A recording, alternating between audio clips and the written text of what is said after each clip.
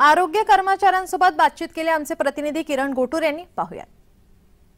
आजपासून नाशिक जिल्ह्यातील देखील सरकारी कर्मचारी हे संपावर गेल्याचं आपल्याला बघायला मिळतोय। मी नाशिक जिल्हा रुग्णालय बाहेर आहे।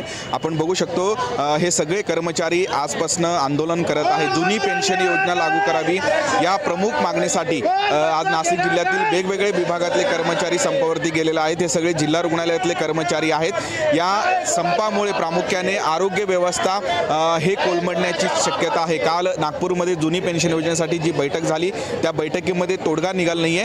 आजपासून राज्यातील सगळे जे गव्हर्नमेंट कर्मचारी आहेत हे संपावर गेलेले आहेत। नाशिक जिल्ह्यामध्ये ही परिस्थिती आहे। आपल्यासोबत काही कर्मचारी आहेत, त्यांच्याशी बोलण्याचा आपण हे प्रयत्न करूया। काय एकूणच मागणी आहे? एकच मिशन, जुनी पेन्शन, वारस हक्क आणि जुनी पेन्शन। कंत्राटीकरण बंद करा, कंत्राटी कार्यक्रम बंद करा, सरकारी भरत्या लवकर करा। आमच्या बऱ्याचशा दिवसापासून मागच्या वेळेस पण आम्ही संप केला, आम्हाला आश्वासन दिलं, संप मागे घ्यायला लावला म्हणून आम्ही संप मागे घेतला।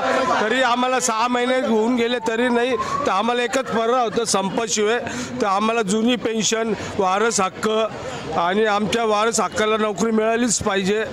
पूर्ण तो जार आपला तो कंत्राटीकरण रद्द करायला पाहिजे। कंत्राटीकरण सरकारी नोकऱ्या भरल्याच पाहिजे।